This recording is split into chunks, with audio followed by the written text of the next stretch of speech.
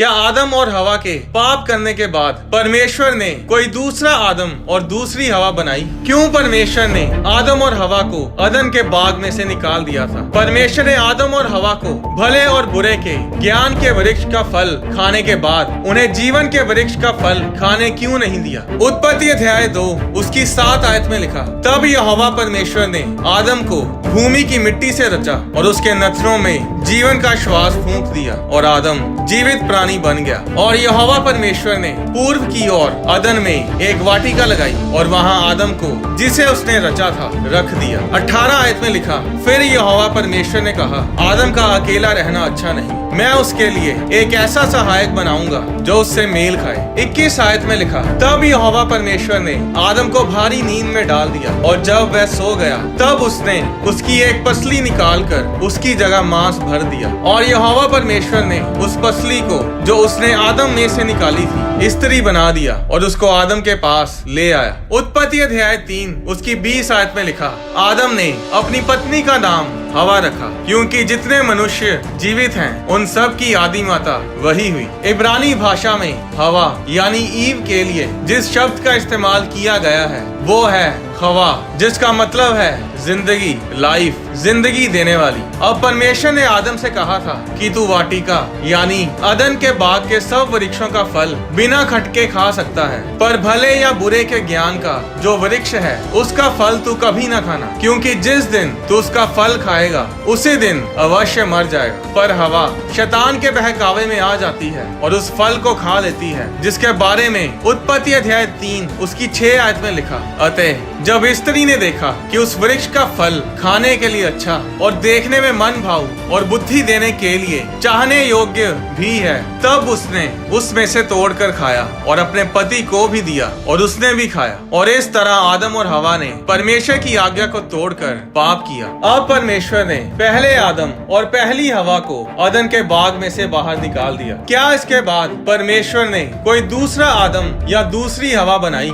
जी हाँ, बाइबल में एक ऐसी महान हस्ती का नाम है जिसे कई नामों से जाना जाता है और दूसरा आदम वही है जिसे हम जीवन की रोटी, राजाओं का राजा, प्रभुओं का प्रभु, अच्छा चरवाहा, मार्ग, सत्य और जीवन भी कहते हैं, यानी कि प्रभु यीशु मसीह। जब पहले आदम ने पाप किया था तो परमेश्वर ने उसे छोड़ा नहीं, उसे त्यागा नहीं, उसने लोगों पर दया की। उसने अब्राहम, इजहाक, याकूब, यूसुफ, इजराइलियों को चुना और अपने लोगों का एक देश बनाया। फिर उनके पास अपने भविष्यद्वक्ता भेजे, उनके पास अपनी आज्ञाएं भेजी, अपना वचन भेजा ताकि लोग पाप और गलत कामों से दूर रह सकें। और उन समयों में जानवरों की कुर्बानियां दी जाती थी ताकि लोगों के पाप क्षमा किए जाएं। पर इतना कुछ करने के बाद भी मनुष्य का पापी स्वभाव बदल नहीं पा रहा था। आदम का श्राप अटल था, उससे बचा नहीं जा सकता था। उस श्राप को खत्म करने के लिए एक ऐसी कुर्बानी की जरूरत थी जो पूरी तरह से पाप से आजाद हो, पाप से रहित हो, पाप के असर से रहित हो। और इसीलिए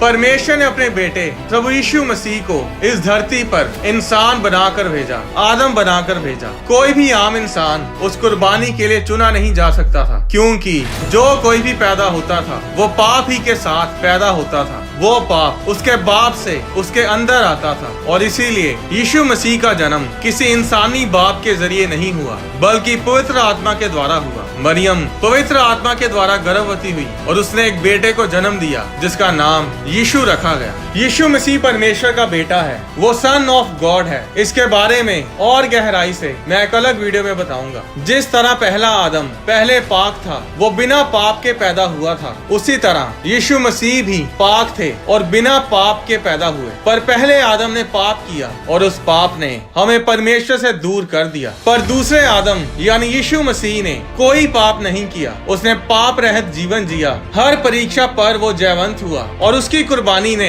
हमें पाप से आजाद किया, हमें उद्धार दिलाया और हमें फिर से परमेश्वर के साथ मिलाया। 1 कुरिन्थियों अध्याय 15 उसकी 45 आयत में लिखा, प्रथम मनुष्य यानी पहला मनुष्य अर्थात आदम जीवित प्राणी बना और अंतिम आदम यानी दूसरा आदम प्रभु यीशु मसीह जीवनदायक आत्मा बना। 47 आयत में लिखा, पहला मनुष्य धरती से अर्थात मिट्टी का था और दूसरा मनुष्य स्वर्गीय है। अब अगर यीशु मसीह दूसरा आदम है तो फिर दूसरी हवा कहाँ है? क्या परमेश्वर ने दूसरी हवा को भी बनाया? अगर पहला आदम और पहली हवा थी तो फिर दूसरे आदम के साथ दूसरी हवा भी होनी चाहिए। उत्पत्ति अध्याय 2 उसकी 21 आयत में लिखा, तब यहोवा परमेश्वर ने आदम को भारी नींद में डाल दिया और जब वह सो गया तब उसने उसकी एक पसली निकाल कर उसकी जगह मांस भर दिया। और यहोवा परमेश्वर ने उस पसली को जो उसने आदम में से निकाली थी स्त्री बना दिया और उसको आदम के पास ले आए। बाइबल में नींद मृत्यु का प्रतीक है, नींद मरने की निशानी है। जिस तरह पहले आदम को परमेश्वर ने भारी नींद में डालकर उसकी पसली निकाली और पहली हवा को बनाया, उसी तरह परमेश्वर ने दूसरे आदम यानी प्रभु यीशु मसीह को गहरी नींद में डाला, यानी यीशु मसीह मारे गए और इस दूसरे आदम के मरने पर भी एक हवा पैदा हुई। वो हवा है हम सब जो परमेश्वर में नया जन्म ले चुके हैं। वो हवा है कलीसिया यानी चर्च। पहली हवा का जन्म कैसे हुआ था? पहले आदम की पसली से। उसी तरह दूसरी हवा का जन्म भी दूसरे आदम यानी यीशु मसीह की पसली से हुआ। जब यीशु मसीह ने क्रूस पर अपने प्राण त्याग दिए थे तो यूहन्ना अध्याय 19 उसकी 34 आयत में लिखा, परंतु सैनिकों में से एक ने बर्छे से उसका पंजर भेदा और उसमें से तुरंत लहू और पानी निकला। यीशु मसीह की पसलियों में वो भाला मारा गया और उस दिन कलीसिया ने जन्म लिया। कलीसिया कौन है? कलीसिया यीशु मसीह की दुल्हन है। कलीसिया उस दूसरे आदम की हवा है। हम सब जो मसीह में नया जन्म ले चुके हैं, हम सब वो दूसरी हवा है। हम यीशु मसीह के सहायक हैं। बाइबल बताती है कि परमेश्वर ने हवा को इसीलिए बनाया था ताकि वो आदम के साथ रहे, उस काम को करने में आदम की सहायता करे जिस काम को करने के लिए परमेश्वर ने आदम को आज्ञा दी थी। हवा का इब्रानी भाषा में मतलब है जिंदगी, जिंदगी देने वाली, जो जीवन देती है। वो हवा ही थी जो पहले आदम के बच्चों को इस संसार में लेकर आई, जिसने आदम के बच्चों को जीवन दिया। और अब ये दूसरी हवा का काम है, यानी कि हमारा, कि हम परमेश्वर की जिंदगी को, उसके बहुतायत के जीवन को, उसके प्यार को, परमेश्वर के उद्धार को इस दुनिया में दूसरों तक पहुंचाएं। तो क्या हम आज परमेश्वर के सहायक, उसके हेल्पर, उसकी हवा की तरह उसके कामों को कर रहे हैं? क्या हम उसकी सहायता कर रहे हैं? और परमेश्वर का काम क्या है? परमेश्वर का काम यही है कि लोग जीवन को पाएं, बहुतायत के जीवन को पाएं,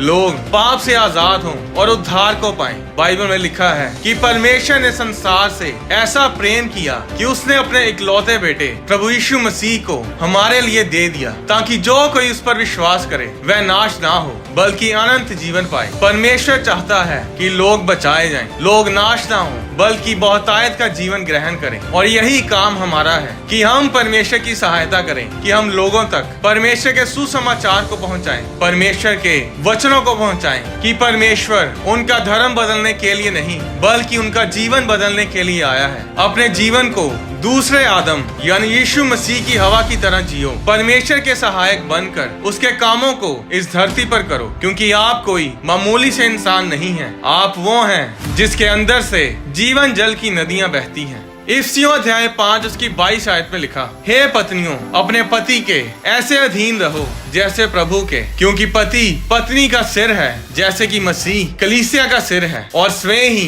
देह का उद्धार करता है। यीशु मसीह कलीसिया का सिर है, यीशु मसीह दूल्हा है और कलीसिया दुल्हन है। यीशु मसीह आखिरी आदम है और कलीसिया आखिरी हवा है। हम सब जानते हैं कि परमेश्वर ने इंसान को अपनी समानता में बनाया, पर क्या कभी ऐसा हुआ है कि इंसान ने परमेश्वर को अपनी समानता में बनाया हो? आने वाली वीडियोस में मैं आपको बताऊंगा कि क्या कभी इंसान ने परमेश्वर को अपनी समानता में बनाया है। जब परमेश्वर ने मूसा को 10 आज्ञाएं दी थी तो वो परमेश्वर ने कैसे लिखी थी? परमेश्वर का सिंहासन कैसा दिखता है? जहाँ जहाँ परमेश्वर चलता है वहाँ वहाँ पर वातावरण में क्या बदलाव आता है? जब परमेश्वर ने इस दुनिया की सृष्टि की थी तो परमेश्वर ने किस जगह पर खड़े होकर इस धरती की सृष्टि की थी? परमेश्वर किस समय धरती पर घूमने आता है? जब आदम और हवा ने भले और बुरे के ज्ञान के वृक्ष का फल खाया तो परमेश्वर ने उन्हें जीवन के वृक्ष का फल खाने क्यों नहीं दिया? आने वाली वीडियोस में मैं परमेश्वर के गहरे भेदों को आपके साथ शेयर करूंगा। परमेश्वर के वचन से जुड़ी